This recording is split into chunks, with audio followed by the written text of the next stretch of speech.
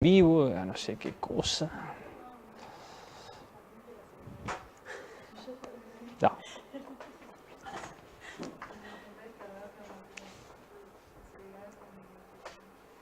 Bueno, gente, esta diapo resume la mayor parte del conocimiento teórico que involucra las diferencias en el funcionamiento ecológico en estos tres sectores que definíamos recién del embalse. ¿Tá? Así que esto le vamos a dar duro y es de esas cosas que uno siempre pregunta, ¿tá? Por esa capacidad de resumen. La gráfica está al revés de la que veíamos recién, ¿no? La zona riberina estaba a la derecha, ahora está a la izquierda. Ahí viene el cauce principal.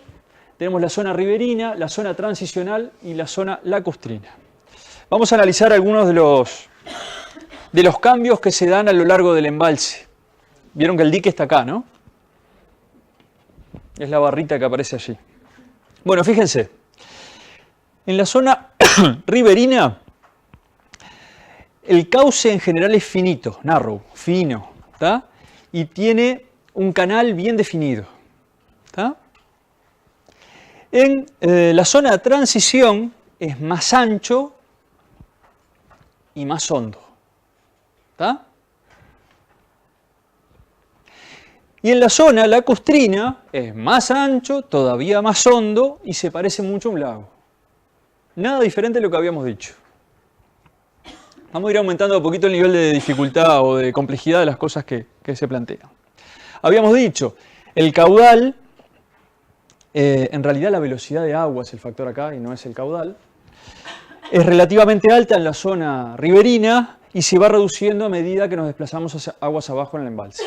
¿Ah? Así que es necesario acá corregir, esto es velocidad y no caudal. Exacto. ¿Tá? Van a haber diferencias y van a haber, pero las magnitudes más o menos se van a conservar. ¿Tá? Lo que varía mucho es la velocidad del agua. ¿Tá? Fíjense, en la zona riberina tenemos elevados niveles de sólidos en suspensión, alta turbidez y baja disponibilidad de luz. Son tres caras de la misma moneda, ¿no? Tres de la misma moneda. ¿No? En realidad están en la misma cara de la misma moneda, los tres factores. ¿Tá? En la zona de transición empieza a haber una disminución de los sólidos en suspensión porque al disminuir la velocidad de agua predomina la precipitación, la decantación. Por lo tanto hay menos turbidez, por lo tanto hay mayor disponibilidad de luz. ¿Tá? Y cuando llegas a la parte lacustrina, lo que tenés es agua relativamente clara. Esto siempre es relativo, es en comparativo uno con respecto al anterior. ¿Tá? Si es un río muy claro, el que desemboca acá, vos vas a esperar que allá en la otra punta sea cada vez más claro. ¿Tá? Pero que vos pongas un embalse no determina la cantidad de sólidos que traía el río que desemboca en el embalse. ¿Tá? Siempre es comparativo. Entonces tenemos relativamente clara, más luz disponible y tenés una profundidad de zona fótica, ZP, que muchas veces, a ver, ahí no me acuerdo qué, pero pensémoslo, en general lo que tenés es una zona fótica que en general no alcanza la profundidad máxima. Vos tenés una zona, si tenés 36 metros, es muy difícil que la luz te llegue al fondo. ¿Tá? Por más clara que sea el agua, es muy difícil que la luz te llegue al fondo. ¿Tá? Con una intensidad suficiente como para definir que toda la columna de agua sea zona afótica. ¿Tá? Porque no quiere decir que para ser zona afótica no tiene por qué tener cero luz, tiene que tener menos del 1% de la luz incidente. ¿Tá? Bueno, en cuanto a suministro de nutrientes, en la zona riberina suele ser alto relativamente el nivel de nutrientes, ¿tá? Y suele ser el aporte por advección. La advección es el transporte con el fluido. El agua trae los nutrientes. ¿Tá? Advección. El agua, advección. Advección es el término que involucra el transporte con el fluido.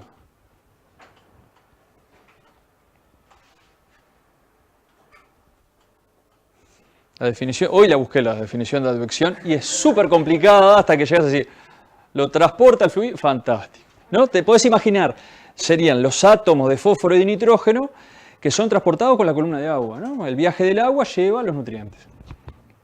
Ese es mi estómago, perdón. Espero que no quede en la grabación.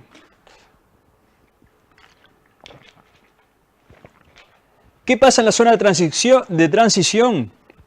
Ese suministro advectivo de nutrientes disminuye, porque parte de eso decanta, precipita. Por lo tanto, hay menor nivel de nutrientes en la zona de transición que en la zona riberina. Y en la zona lacustrina tiene un nivel relativamente más bajo de nutrientes, porque se perdió mucho antes. El transporte advectivo es menos relevante y pasa a tener mayor relevancia el reciclaje interno de los nutrientes.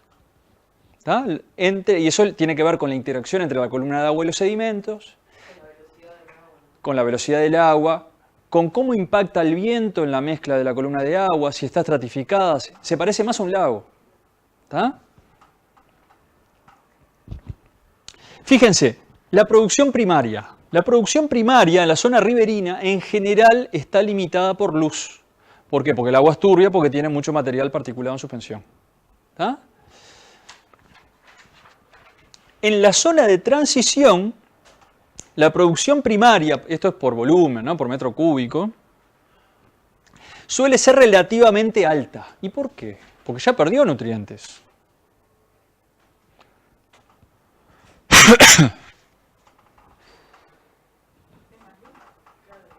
Porque vos tenés un balance, perdés nutrientes, pero lo que te limitaba no eran los nutrientes, era la luz. Ahora tenés menos nutrientes, pero tenés más luz. Entonces es un balance más adecuado entre los dos factores limitantes. ¿Está? Menos nutrientes, sí, menos nutrientes, pero más luz. Y si la falta de luz te apagaba el sistema y no te permitía la producción primaria, ahora vas a tener luz suficiente, o es más probable que tengas luz suficiente, y que todavía tengas nutrientes suficientes. ¿Está? Mientras en la zona lacustre, en general, vos tenés luz suficiente, la luz siempre está, ¿no? La luz entra lo suficiente en la columna de agua, ¿está? Hasta cierta parte, sin duda, pero tenés bastante volumen de agua iluminado con luz suficiente, zona eufótica, en la columna de agua bastante profunda, y lo que te va a empezar a limitar es el contenido de nutrientes. Exacto. ¿Está? Pero globalmente uno esperaría que sea menos productivo que la zona de transición. La zona de transición vas a tener un balance entre luz y nutrientes que te permite una mayor producción. En la zona de arriba va a limitar la luz y en la zona más cercana al dique te va a limitar los nutrientes. Claro, y ahí el viento juega un papel de Sí. Sí. Los nutrientes, ¿cómo sea la forma de circulación del agua? Hay embalses en donde el agua se detiene, hay embalses en donde vos tenés mucha agua muerta, digamos, que tiene un tiempo de residencia muy alto, y el agua circula por arriba así, entra por una punta y sale por la otra, y todo el resto del agua queda siempre en el mismo lugar. Estoy exagerando, ¿no? Pero imagínense que hay embalses que pueden funcionar así. Y también depende de dónde se esté sacando el agua del embalse. Si es agua superficial que cruza todo el embalse y llega al otro lado, es la que desborda y sale, o se está sacando de abajo y se está forzando otro tipo de circulación. Depende de la construcción, depende de cómo funciona. Bueno, luego tenemos,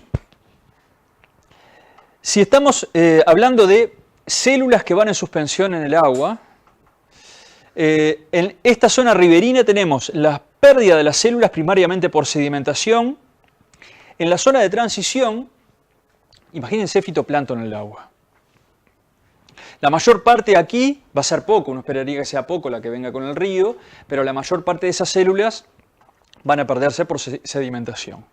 En la parte de la zona de transición, ese fitoplancton, esas células que están en suspensión en el agua, van a perderse por sedimentación, pero también van a empezar a tener un rol importante los fenómenos de forrajeo, de filtración del agua, porque el sistema ya se empieza a parecer más a un sistema léntico. Y ahí le da el tiempo de residencia del agua puede ser suficiente para que el zooplancton filtrador se desarrolle. ¿Está? Mientras, en la zona lacustrina, empiezan a tener un rol más importante los controles descendentes por filtración sobre el fitoplancton. ¿Está? Se parece más a un lago, conclusión.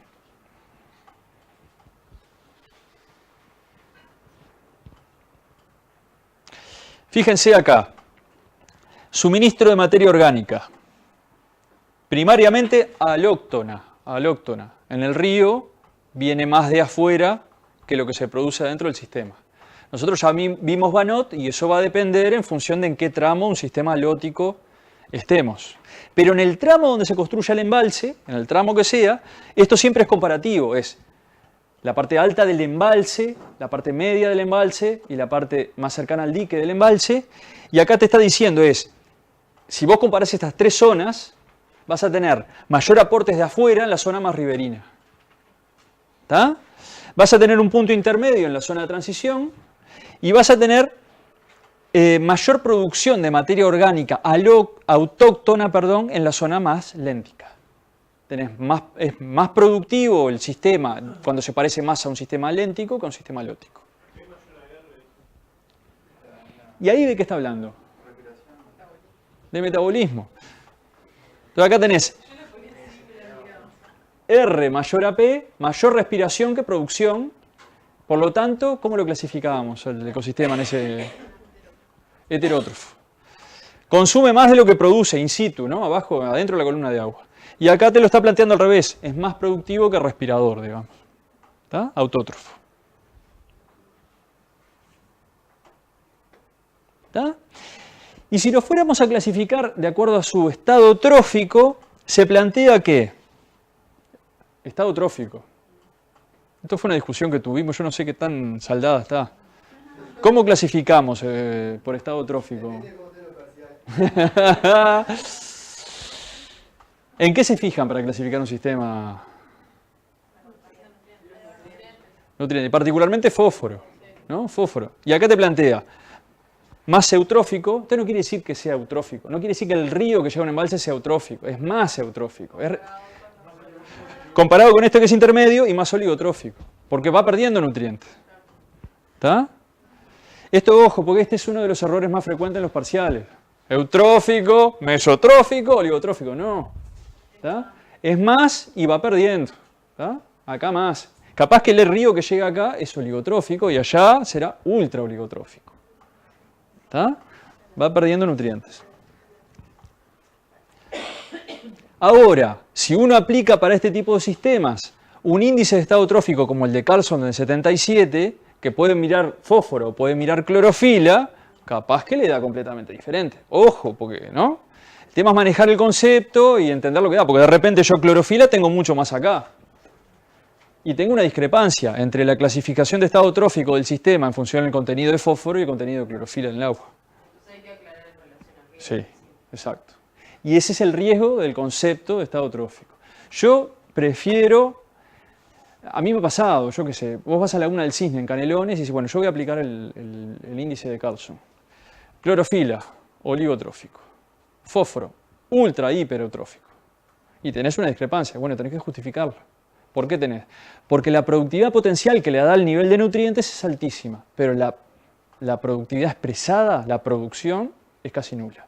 Y bueno, ¿qué es lo que te hace que un sistema tan fertilizado sea tan poco productivo? Eso es lo que tenés que explicar. La disponibilidad, la intercepción de luz. Nosotros estamos tratando de justificar, o sea, nosotros tenemos una serie de mecanismos que te permiten explicar eso. Ahora estamos con experimentos tratando de demostrarlos. ¿Ah?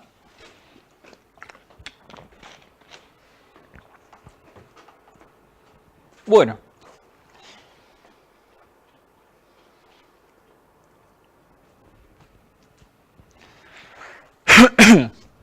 Ahora, nosotros ahí estamos viendo solo un eje longitudinal en el embalse. Los embalses suelen ser bastante más complejos y para entender el funcionamiento de un embalse no basta ver su eje longitudinal. ¿Tá? Entonces, por ejemplo, acá yo les pongo un esquemita de un embalse que tiene, por supuesto, un afluente principal, pero tiene dos brazos importantes y los colores identifican el coeficiente de extinción de luz, ¿tá? Que tiene que ver con la transparencia del agua. ¿Tá? Y bueno, el tema acá es que uno esperaría un coeficiente de extinción más alto, agua menos transparente, en el sector riberino y que se vaya aclarando a medida que yo paso a la zona de transición y la zona más lacustre. ¿Está bien? Pero ¿qué pasa? Hay dos brazos que me traen agua con transparencias muy diferentes. Y la consecuencia es que allá abajo voy a tener una transparencia del agua que no depende solo de este eje longitudinal, sino también de las calidades de las aguas de los afluentes que se mezclan. ¿Está? ¿Se entiende eso?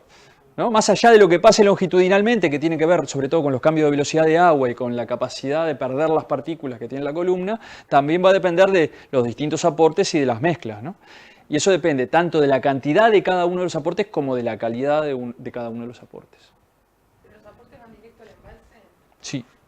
Por ejemplo, si ustedes se fijan en el río Uruguay, a ver, ¿qué pasa con estos grandes embalses?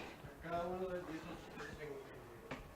cargas, digamos, que caen al embalse, tienen a su vez su parte riberina y de transición. Podrían tener. Todo depende del tamaño relativo de cada una de las microcuencas de cada uno de estos brazos. Lo que pasa es cuando se inunda, uno hace un embalse acá y esto se inunda, ¿tá? Y el embalse va a empezar a copar hacia adentro las áreas más bajas de los que antes eran efluentes y que desembocaban acá. Imagínate el río Arapey que desemboca en el Salto Grande, ¿tá? Esto antes era río Arapey y ahora es un brazo, el brazo Arapey del embalse, ¿tá? Y del lado argentino también hay varios brazos. Y bueno, ¿y cómo funcionará ese brazo y por lo tanto ese pedazo del embalse? Y depende si tiene aporte suficiente del lado del brazo, si la cuenca es lo suficientemente grande y aporta suficiente caudal como para que la calidad de agua de este brazo depende del agua que viene desde este sector. O por otro lado, sea agua que queda retenida y embalsada y retenida con un tiempo de residencia muy alto y es agua que viene de cuenca arriba. En Salto Grande, por ejemplo, lo que pasa es que los brazos del lado argentino tienen muy mala calidad de agua porque es agua que tiene un tiempo de residencia muy alto, porque no hay capacidad de lavado. ¿Tá?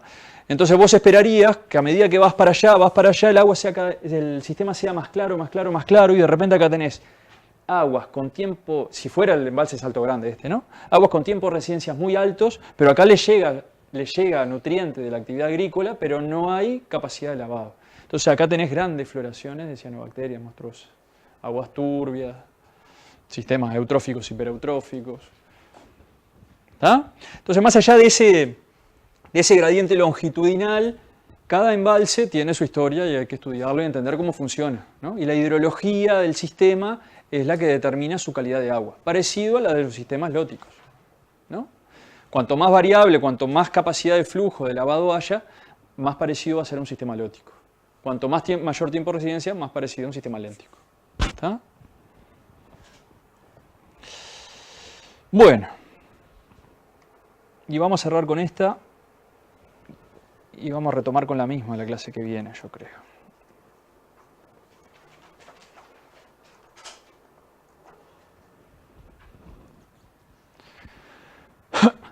Acá lo que empezamos a ver es en forma gráfica la misma información que yo les intenté presentar en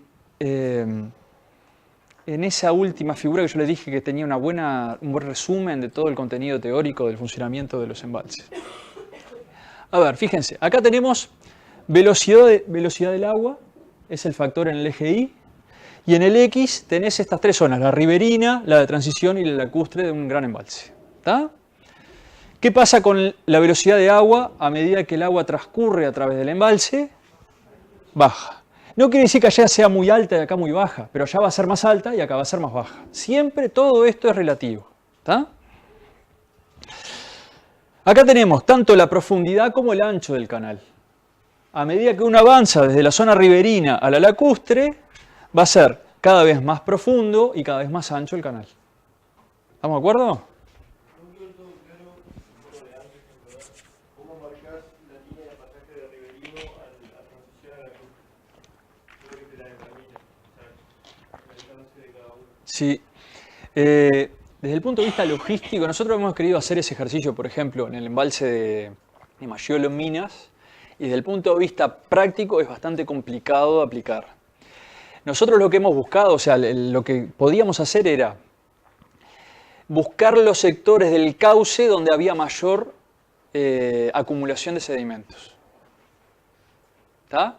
Y nosotros íbamos a leer, bueno, donde haya mayor acumulación de sedimentos debería ser la zona de transición. La zona aguas arriba de la zona de transición, lo que pasa es que claro, el embalse Mayolo es un embalse chico. Entonces muchas veces vos lo que tenés es un funcionamiento de todo el embalse que es bastante riberino. ¿Me entendés? ¿Tá? Pero imagínate en un gran embalse, ¿yo qué buscaría? Buscaría un gradiente de calidad de agua, esperaría agua parecida al río en una punta, agua parecida al lago en la otra punta y un factor intermedio en el medio. ¿Dónde paso las rayas? Tengo que definir un criterio. Yo lo voy a definir acá, en la pregunta que hacían hoy para el tema de qué es mucho y qué es poco en el nivel de afectación de los embalses. Yo tengo que explicitar el criterio. Y según tal criterio, que termina siendo arbitrario, vos tenés que poder defenderlo y argumentar. Yo tomo este criterio por tal cosa, pero la raya la estoy pasando acá porque la estoy pasando acá. ¿Tá? Igual el pasaje de Riverino a la transición es la profundidad. Ahí sí es bien marcado. Sí. Es un gradiente que... De ancho de repente. ¿En qué otro decís vos? De transición a la custrina, no sé. Sí,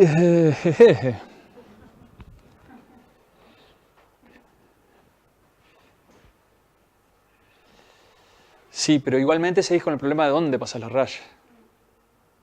¿No? Aunque la diferencia sea menor o mayor o lo que fuera, bueno, pero ¿y dónde pasas la raya? ¿La pasás acá o la pasás acá o acá o acá?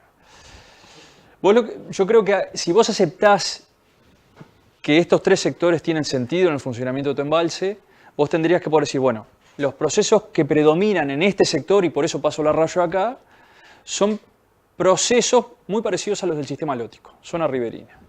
Me corro más y digo, bueno, en esta zona de acá predominan cosas que no son ni tan parecidas a la zona riberina ni a la zona lacustrina, y acá predomina. ¿Qué voy a encontrar? Una mayor producción, porque tengo un balance adecuado entre el nivel de nutrientes que cayó pero no tanto, y el nivel de luz que subió pero no tanto, pero el balance es adecuado.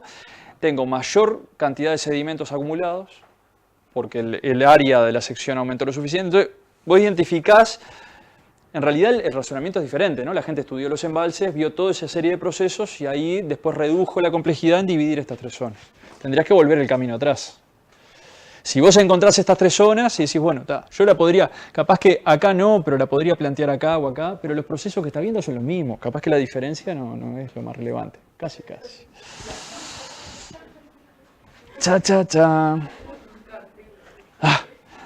Ustedes fíjense que hay un vínculo conceptual entre esto, el ancho y la profundidad del embalse, y cómo varía a lo largo del embalse, y la velocidad de agua, ¿no? Hay un vínculo acá direccional sin duda. Bueno, ahora, la velocidad del agua, esto que veníamos hablando ayer lo podemos ver allá, recién lo podemos ver allá arriba. Acá lo que tenemos es sedimentación. ¿Tá? ¿Y qué va a pasar? Y va a ir aumentando a medida que uno va ingresando en el embalse, va a tener un máximo en la zona de transición y un mínimo en la zona lacustre.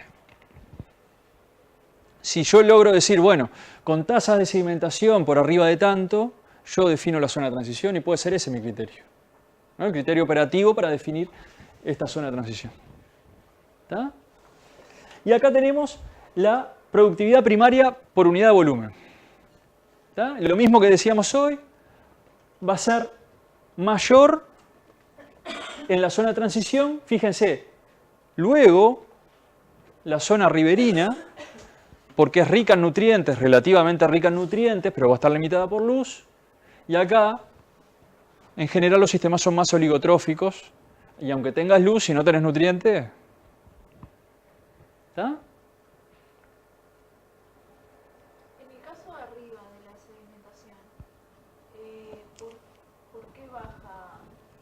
Y seguramente porque ya no tenés sedimentos para decantar. El agua ya perdió lo que tenía que perder y lo que queda es tan finito, es menor en cantidad y es tan finito que no llega a decantar ahí o decanta poquito. Vos tenés un proceso de clarificación muy importante cuando pasa por la zona de transición. Puede ser que el embalse sea corto y esta zona lacustre no la llegues a tener porque el embalse está construido acá. Esto pasa y vamos a ver la clase que viene, vamos a ver algunos videos donde eso pasa. Entonces vos tenés el proceso de colmatación de todo el embalse y el sedimento se empieza a acumular contra la propia presa. Y a rellenar el embalse, y cuando querés acordar ya no tenés embalse. Tenés un río arriba de un montón de barro acumulado. Lo vamos a ver. ¿Está? Porque puede ser que el embalse sea más chico, ¿no? Puede ser así. Pues. Después hay embalses, y eso se utiliza mucho para generación hidroeléctrica en algunos contextos, que son embalses que no tienen capacidad de almacenamiento. Lo que hacen es turbinar el agua que está pasando en el río. Turbinan, pero no acumulan, no tienen la batería cargada. ¿Ah? Por ejemplo, los ríos de montaña es bastante frecuente. ¿Alguien fue a Machu Picchu? En Machu Picchu en el Vilcanota, en el río Urubamba ahí abajo, vos tenés una pequeña planta eléctrica que abastece a la ciudad de Aguas Corrientes, y es una pequeña, y el agua pasa, y pasa, y pasa, y pasa, y pasa, y pasa, y no hay un embalse, y vos tenés la planta ahí. En Aguas Calientes. ¿Qué dije? Gracias. Esa es la nuestra. En Aguas Calientes, ¿no? Y es una pequeña represita. Y sí, un molino de agua, exactamente. Bueno, acá tenemos sedimentación arriba, acá tenemos la productividad primaria por unidad de volumen. Ojo, acá podemos tener una productividad primaria por unidad de volumen muy baja, pero vamos a tener un volumen muy grande en la zona lacustrina. Entonces capaz que la producción total es muy grande, a pesar de que la productividad por unidad de volumen sea baja. ¿Se entiende? Porque vos tenés mucha agua acumulada ahí. ¿Está? Luego tenemos, en este caso, que esto depende de la profundidad y del ancho del canal, tenemos el volumen hipolimnético. Esto es lo que le estaba diciendo. Tenés un gran volumen, y en este caso está hablando solo del hipolimnion, en la zona lacustre. ¿Está? Por supuesto que esto está asumiendo que vos tenés estratificación térmica y que tenés un hipolimnion definible. ¿Está? Por lo tanto, esta diferencia de profundidad es grande. ¿Está? Y acá tenés la temperatura del hipolimnion. Y acá, ojo, porque acá te está definiendo un hipolimnion también en la zona riberina y le está midiendo su temperatura. Esto puede ser una contradicción conceptual que hay que manejarla con cuidado. ¿Está? Vos acá tenés temperatura del hipolimnion, ¿no? Entonces vos acá, ¿qué estás asumiendo? Que la columna de agua siempre está estratificada aún en la zona riberina, ¿está? Pero a medida que vos transcurrís a lo largo del embalse, la temperatura de esa capa profunda va disminuyendo. ¿Se entiende? Bueno, muy bien. Gente, yo voy a subir hoy esta presentación completa, incluyendo esta y las otras que quedan que no vamos a llegar a ver. Les voy a pedir, estos conceptos son exactamente los mismos que estaban en la tabla que yo le dije que era fundamental y esquemática, y similares a las que vimos recién. Son distintas formas de presentar exactamente la misma información. ¿Está? Pero como variamos la forma de presentarla, puede tener su dificultad la interpretación. Les pido que la miren antes del jueves y las discutimos el jueves. ¿Está? ¿Dudas o algo? ¿Comentarios? Salida del 10 es varios sectores de la cuenca del arroyo Maldonado. Vamos a ir a un predio que Néstor es dueño, que queda en la cuenca alta, en la sierra, casi llegando a La Valleja. Ahí nos vamos a sentar, vamos a recorrer el lugar, vamos a caminar bastante, vamos a estar la mayor parte del día, vamos a comer ahí. Vamos a ir en ómnibus, nos vamos a encontrar acá y vamos en ómnibus y volvemos en ómnibus. Ah, eso lo vamos a ver más cerca.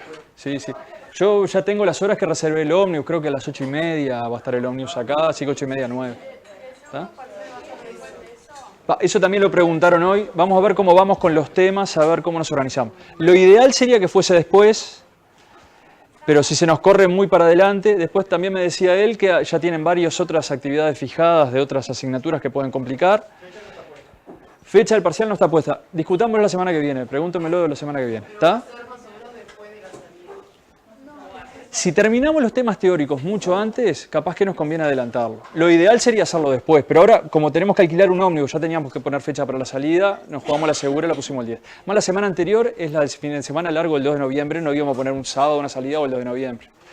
Entonces quedamos ahí. ¿Está? Pero discutámoslo la semana que viene, a ver las fechas, si ustedes me dicen qué dificultades tengan, vemos cómo andamos acá. Y capaz que podemos dividir diferente el parcial que lo que hacemos otro año y tirar un tema más para adelante o correrlo, lo vemos, ¿tá? Lo analizamos. ¿Qué otra cosa? Bueno, disculpen que no traje los parciales, pero ya vendrán. En breve. ¿Para qué corto acá?